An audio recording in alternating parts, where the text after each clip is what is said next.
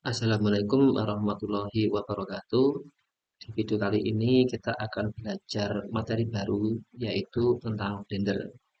Blender ini merupakan aplikasi yang bisa kita gunakan untuk membuat film animasi, efek visual, model cetak 3 dimensi, dan lain-lain.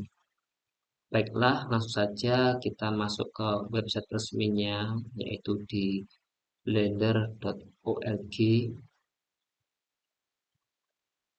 Nah, ini adalah halaman website resminya Blender. Di sini akan ditampilkan versi yang terbaru yaitu Blender 3. Kita klik download. Berikutnya kita download aplikasi Blender 4.3.2 ini. Sebelum mendownload aplikasi Blender terbaru, alangkah baiknya kalian melihat spesifikasi komputer atau laptop yang diperlukan untuk instalasi Blender ini. Untuk melihatnya spesifikasi komputer yang diperlukan, silakan buka menu di requirement. Nah, di sini akan tampilkan spesifikasi minimum untuk menggunakan Blender versi 4.3.2 ini. Apabila spesifikasi komputer kalian ini tidak mencapai minimum ini, silakan membuka versi yang sebelumnya di menu previous version. Nah, di sini Anda bisa klik tombol download Honey Blender. Di sini akan ditampilkan versi-versi sebelumnya. Jadi versi yang pertama yaitu Blender 1.0 sampai dengan yang terbaru di Blender 4.3. Silakan pilih sesuai dengan spesifikasi komputer kalian. Di video ini saya menggunakan versi terbaru, maka saya download dan saya install yang versi 4.3.2.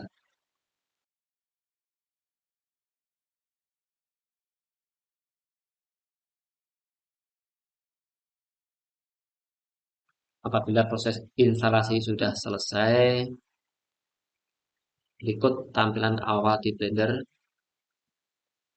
Di tampilan awal ini kita pilih untuk seleksi menggunakan klik kanan. Karena saya terbiasa menggunakan klik kanan untuk menyeleksi objek di aplikasi Blender ini. Apabila kalian terbiasa ingin menggunakan klik kiri, ya silakan pilih yang klik kiri. Di sini saya menggunakan klik kanan. Selanjutnya klik tombol Save Preference. Lalu akan ditampilkan halaman pembuka atau splash screen. Ini kita pilih yang general untuk membuat tampilan umum dari aplikasi Blender. Dan inilah tampilan dari aplikasi Blender. Di sini saya menyeleksi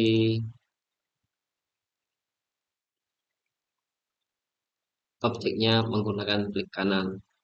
Apabila ada yang sudah menggunakan klik kiri dan ingin mengubahnya, ini bisa menggantinya di menu edit, lalu pilih preference, kemudian di sini ada left untuk klik kiri. Di sini saya menggunakan klik kanan, maka saya pilih yang right, lalu klik save preference, bisa close. Nah, jadi untuk menyeleksi di sini menggunakan klik kanan. Di video ini kita akan belajar dulu mengenal interface dari aplikasi Blender.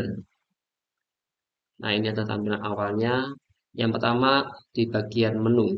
Di menu ini ada menu Blender. Jika kalian klik, di sini akan ada splash screen dari tampilan awal tadi pada saat membuka aplikasi Blender. Nah, kemudian ada About Blender, ini tentang Blender itu sendiri, versi berapa, kemudian tanggal, dan sebagainya. Ini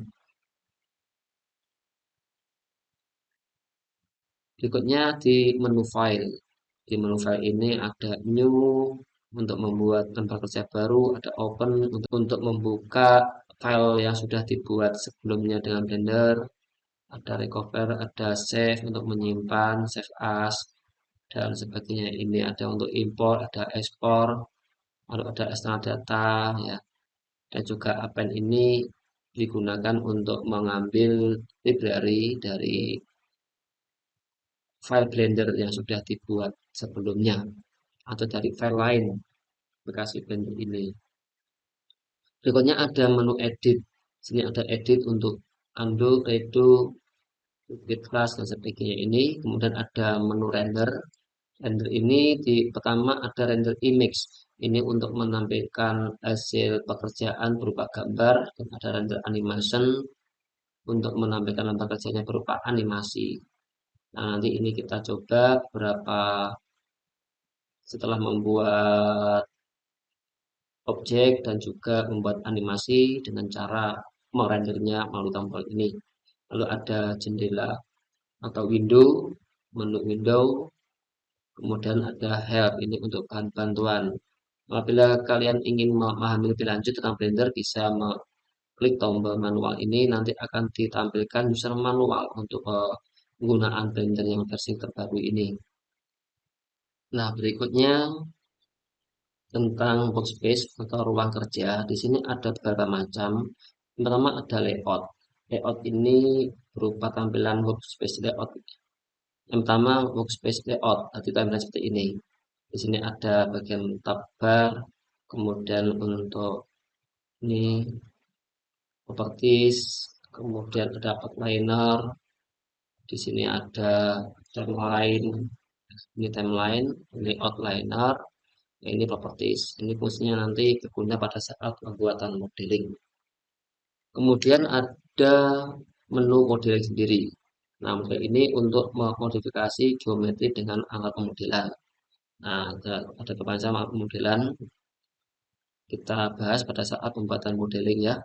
Selanjutnya ada sculpting. Sculpting ini untuk memodifikasi objek dengan alat pahat. Ya, jadi ada seperti membuat patung memahat. Nah, ini di bagian sculpting ini. Lalu ada UV editing. Ini untuk menggunakan koordinat tekstur gambar ke permukaan 3 dimensi. Nah, ini ada tekstur permukaan gambarnya ini ke permukaan atau face. Nah, ini diubah ke permukaan 3D dengan tekstur dan UV editing. Lalu di tekstur paint. Nah, tekstur paint. Nah, ini untuk mewarnai tekstur gambar pada viewport 3 dimensi. Ini ada shading. Nah, shading ini untuk menentukan properti material yang digunakan rendering. Lalu ada workspace animation. Di sini untuk membuat animasi. Kemudian ada rendering. Di sini untuk melihat atau menganalisis hasil dari rendering yang sudah di objek yang sudah dibuat. Lalu ada composting. Composting ini untuk menggabungkan dan pasca pemrosesan gambar dan rendering dan informasi rendering. Lalu ada geometry nodes ini untuk membuat pemodelan prosedural. Ini menggunakan geometry node nih. Lalu workspace scripting ini untuk berinteraksi dengan bahasa Python pada Blender. Ini untuk menuliskan script. Nah, kemudian ada tambahan di sini ada general, ada 2D animation, ada sculpting, ada visual effect, ada 3D editing. Nah, ini macam-macam workspace. Ini nanti akan berguna pada saat praktek. Jadi setiap kebutuhan membuat modeling, animasi maupun video editing di sini menyesuaikan dari workspace yang akan digunakan. Nah, kita kembali ke bagian layout ya, di workspace layout. Jadi ada menu, ini workspace-nya. Di sini adalah outliner, lalu bagian properties. Ini untuk melihat properti atau objek yang dipilih pada saat keseluruhan. Kemudian di sini ada timeline. Terus ini ada toolbar, toolbar untuk menyeleksi, toolbar untuk kursor, untuk memindah, untuk memutar. Nah, tutorial ini bisa disembunyikan dengan menekan tombol T. Bisa tinggal tekan aja, ini saya sembunyikan tombol T. Berikutnya membagi lembar kerja. Di sini lembar kerjanya ada satu ya di sini. Ini lembar kerjanya atau workspace-nya ada satu. Misalnya ingin menambahkan atau membagi lembar kerja ini, taruh kursor di sini di pojok kiri atas. Bentuknya seperti ini. Lalu ditahan, kita geser kanan sehingga akan terbagi menjadi dua. Untuk yang bawah ya sama, tinggal klik aja ke bawah. Nah, ini nanti bermanfaat pada saat pembuatan modeling dengan ada 4 bagian, misalnya sini tampak atas, tampak kiri, kanan, bawah, sehingga kita memerlukan sudut pandang 4. Nah, selain itu bisa dengan cara gini, di kanan taruh kursor di antara ini. Di kanan pilih vertical split. Nanti juga akan muncul seperti ini untuk membagi lembar kerja dari aplikasi Blender ini. Ya, kalau ingin menggabungkan caranya tinggal klik saja bagian atas ini ya, sama kita geser depan join area atau ke kanan pilih join right. Nah, geser join area, ini juga join area, kita joinkan dulu. Nah, atau ke kanan pilih join up ini. Nah, ini untuk menggabungkan lembar kerja. Nah, berikutnya untuk mengatur arah pandang. Untuk arah pandang ini bisa menggunakan mouse. Langkahnya untuk memandang dengan menekan tombol rotasi pada mouse. Klik tahan, nanti ini kamu putar-putar ini. Tampak bawah, tampak atas. Untuk memperbesar tampilan, ini bukan memperbesar objek, tapi untuk mendekatkan objeknya ini dengan cara scroll ke atas. Seperti ini. Untuk menjauhkan scroll ke bawah. Nah, itu untuk mengatur arah pandang dengan mouse. Selain itu bisa memandang dengan ini. Kamu klik tahan, kamu geser, putar ini. Ya. Nah, berikutnya untuk menggeser pandangan ke arah kiri bisa menggunakan nih move the view. Kita tahan, kita geser. Nah, seperti itu langkah-langkahnya mengatur arah pandang ini menggunakan mouse. Selanjutnya mengatur arah pandang menggunakan numpad. Jika menggunakan keyboard yang ada tombol numeriknya, tombol numpad ada di sebelah sini, sebelah kiri. Jika tidak ada tombol numerik seperti di laptop, itu kalian bisa mengaktifkannya di menu edit ini, kemudian preference, lalu di input di sini ada emulate numpad. Sehingga tombol keyboard yang ada di atas huruf, nah itu menjadi tombol numpad. Ini sangat berfungsi pada saat kalian ingin cepat mengubah arah pandang dari atas ke bawah atau samping kiri kanan. Misal untuk angka 4 depan dengan menekan tombol numpad 1. Nah, ini nampak depan front orthographic. Kemudian untuk view user ini ada tombol 2. Ini tampilannya. Kemudian tampak kanan itu menekan tombol 3. Right orthographic ini tampak kanan. Kemudian jika tombol 4 di sini filenya dari user perspektif atau tombol 5 ini untuk mengubah tampilan user perspektif bukan user fotografik. Nah, seperti ini.